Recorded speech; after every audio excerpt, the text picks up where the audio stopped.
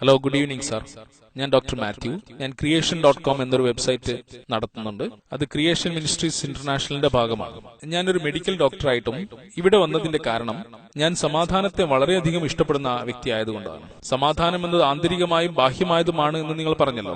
വ്യക്തിപരമായി ഞാനും മില്യൺ കണക്കിന് ജനങ്ങളും വിശ്വസിക്കുകയും അംഗീകരിക്കുകയും ചെയ്യുന്ന യേശുക്രിസ്തു എന്ന പാപരഹിതനായ മനുഷ്യൻ, അദ്ദേഹം എന്റെ പാപങ്ങൾക്ക് മുഴുവൻ വിലയും നൽകി. എന്റെ മേലുള്ള കുറ്റവും അത് കാരണമായുള്ള അപമാനവും പേറിക്കൊണ്ട് അദ്ദേഹം കുരിശിൽ മരിക്കുകയുണ്ടായി. അത് കാരണമായിട്ട് എനിക്ക് സമാധാനം ലഭിച്ചു. അതാവട്ടെ വിവേകമുള്ള സമാധാനവുമാണ്. എനിക്കുള്ള സമാധാനം നഷ്ടപ്പെടുത്തുവാനാണോ താങ്കൾ ഉദ്ദേശിക്കുന്നത് എന്നാണ് എനിക്കറിയേണ്ടത്. ഞാൻ അനുഭവിക്കുന്ന ഈ സമാധാനമാവട്ടെ വിവേകമുള്ളതാണ്. ദയവായി താങ്കൾക്ക് എന്റെ ചോദ്യത്തിനുള്ള മറുപടി പറയാമോ? സഹോദരൻ നല്ലൊരു ചോദ്യമാണ് ചോദിച്ചിരിക്കുന്നത്. അദ്ദേഹത്തിന്റെ പേര് ഡോക്ടർ മാത്യു എന്നാണ്. അദ്ദേഹത്തിന് ക്രിയേഷൻ എന്ന സംഘടനയുടെ വെബ്സൈറ്റുമായി ബന്ധമുണ്ടെന്ന് പറയുകയുണ്ടായി. അദ്ദേഹം സമാധാനത്തെ കണ്ടെത്തി എന്ന് പറയുകയുണ്ടായി. സമാധാനം ലഭിക്കുന്നതിന് വേണ്ടിയാണ് അദ്ദേഹം ഇവിടെ വന്നത് എന്നും പറയുകയുണ്ടായി. തന്റെ പാപങ്ങൾക്ക് വേണ്ടി കുരിശിൽ മരിച്ച യേശുവിലൂടെ തനിക്ക് സമാധാനം ലഭിച്ചുവെന്നും സഹോദരൻ പറയുകയുണ്ടായി. തന്റെ പാപങ്ങൾ ചുമന്നുകൊണ്ട് കുരിശിലേറി മരിച്ച യേശുവിലൂടെ തനിക്ക് ലഭിച്ച സമാധാനത്തെ ഞാൻ പറിച്ചു കളയുകയാണോ എന്നാണ് സഹോദരൻ ചോദിക്കുന്നത്.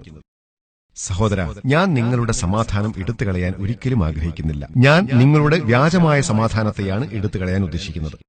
നിങ്ങളുടെ വ്യാജ സമാധാനത്തെ എടുത്തുമാറ്റി യഥാർത്ഥ സമാധാനം നൽകുവാനാണ് ഞാൻ ഉദ്ദേശിക്കുന്നത്. കാരണം യേശുക്രിസ്തുവിന്റെ അധ്യാപനങ്ങൾ പിൻപറ്റേണ്ടവ തന്നെയാണ്. ഞാൻ യേശുക്രിസ്തുവിനെ സ്നേഹിക്കുകയും ബഹുമാനിക്കുകയും ആദരിക്കുകയും ചെയ്യുന്നു.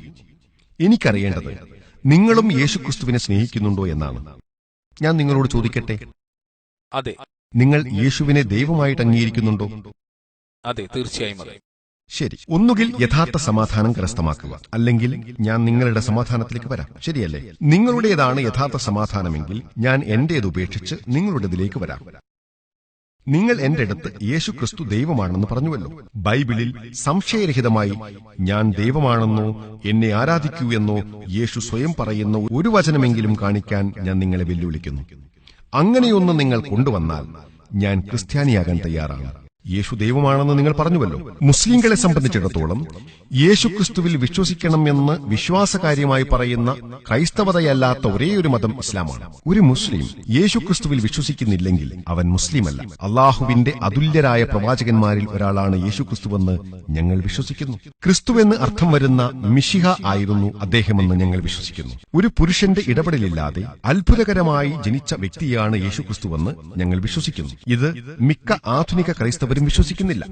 മരണപ്പെട്ടവരെ അദ്ദേഹം ദൈവത്തിന്റെ അനുവാദത്തോടെ ജീവിപ്പിച്ചുവെന്ന് ഞങ്ങൾ വിശ്വസിക്കുന്നു. പാണ്ഡുരോഗവും അന്ധതയും ജന്മനാൽ ബാധിച്ചവരെ ദൈവത്തിന്റെ അനുവാദത്തോടെ അദ്ദേഹം സൗഖ്യപ്പെടുത്തിയെന്നും ഞങ്ങൾ വിശ്വസിക്കുന്നു. അപ്പോൾ മുസ്ലിങ്ങളും ക്രൈസ്തവരും ഒരുപോലെയാണ് പോകുന്നത്.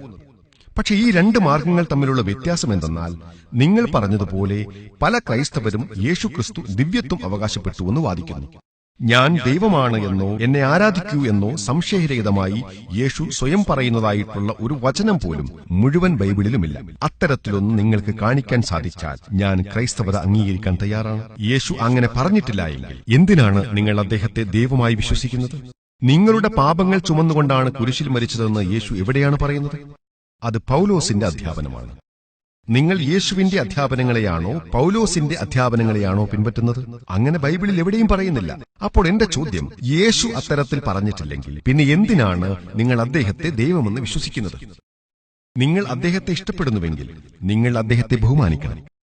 ഒന്നാമത്തെ കൽപ്പന എന്തെന്ന് യേശുവിനോട് ചോദിക്കപ്പെട്ടപ്പോൾ മാർക്കോസിന്റെ സുവിശേഷം 12:29 ഇപ്രകാരം പറയുന്നതായി കാണാം.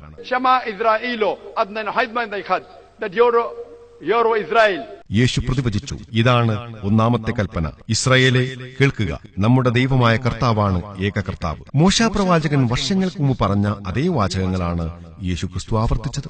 യേശുക്രിസ്തുവിന്റെ അധ്യാപനങ്ങളെ പിൻപറ്റുന്നയാളെയാണ് ക്രിസ്ത്യാനി എന്ന് വിളിക്കുന്നതെങ്കിൽ ബൈബിളിലെ എഫെസോസ് പുസ്തകത്തിലെ അധ്യായം 5:18 പറയുന്നത് നിങ്ങൾ വീഞ്ഞു കുടിച്ച് ഉന്മത്തരാകരുത് എന്നാണ്.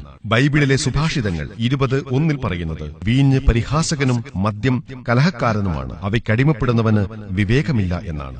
ഞങ്ങൾ മുസ്ലിങ്ങൾ മദ്യപിക്കാറില്ല, പക്ഷേ മിക്ക ക്രിസ്ത്യാനികളും മദ്യപിക്കുന്നു. എന്നു തന്നെയല്ല, ഞങ്ങൾ മുസ്ലിങ്ങൾ പന്നിമാംസം ഭക്ഷിക്കാറില്ല. ലേവ്യർ പുസ്തകം അധ്യായം 11, 7-8. നിയമാവർത്തന പുസ്തകം അധ്യായം 14, 8. യേശയ്യ 66, 2-5 വരെയും ഉള്ള വചനങ്ങളിൽ നിങ്ങൾ പന്നിമാംസം ഭക്ഷിക്കരുത് എന്ന് പറയുന്നു. ഞങ്ങൾ മുസ്ലിങ്ങൾ പന്നിമാംസം ഭക്ഷിക്കാറില്ല.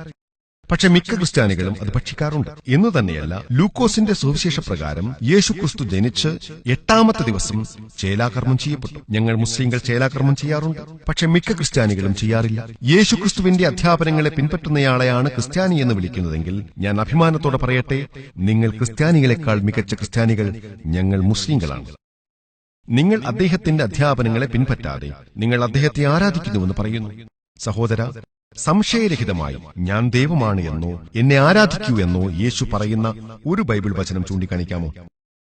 ഡോക്ടർ ജാക്കിർ നായിക്, എന്റെ ചോദ്യം സമാധാനത്തെക്കുറിച്ചായിരുന്നു. ഞാൻ ആ സമാധാനം അനുഭവിക്കുന്നു. നിങ്ങളുമായി യോജിക്കാനോ വിയോജിക്കാനോ വേണ്ടി ഞാൻ ബൈബിൾ കാണാതെ പഠിക്കേണ്ട കാര്യമൊന്നുമില്ല. ഞാൻ നിങ്ങളുമായി പങ്കുവെക്കാൻ ആഗ്രഹിക്കുന്നത് ഞാൻ അനുഭവിക്കുന്ന സമാധാനമാണ്. നമ്മളെല്ലാവരും പാപികളാണ്. നമ്മുടെ പാപങ്ങൾക്ക് വിലയായിട്ട് ഒരു യാഗം അത്യാവശ്യമാണ്. നമ്മുടെ കർമ്മങ്ങൾ കാരണമല്ല നാം രക്ഷപ്പെടുന്നത്. യേശുക്രിസ്തു എന്റെ പാപങ്ങൾക്ക് വേണ്ടിയുള്ള വില നൽകി എന്ന വിശ്വാസത്തിന്റെ മുകളിലാണ്. നമ്മുടെ പാപങ്ങൾക്ക് വിലയായിട്ടൊരു യാഗം ആവശ്യമാണ്. നമ്മളുടെ കർമ്മങ്ങൾ കാരണമായിട്ടല്ല നമ്മൾ രക്ഷപ്പെടുന്നത്. യേശുക്രിസ്തു എന്റെ പാപങ്ങൾക്ക് വേണ്ടിയുള്ള വില നൽകിയെന്ന വിശ്വാസത്താലാണ് നാം രക്ഷപ്പെടുകയുള്ളൂ. ശരി, യേശുക്രിസ്തു മുഴുവൻ മനുഷ്യരുടെയും പാപങ്ങൾക്കുള്ള വില നൽകി.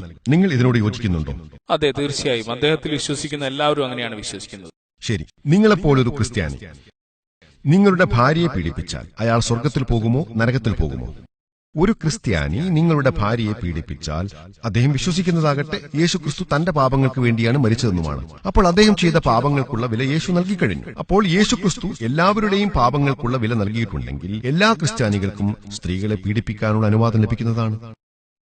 എന്തുകൊണ്ടില്ല സഹോദര? കർമ്മങ്ങൾ കാരണമായിട്ടല്ല, വിശ്വാസമുള്ളത്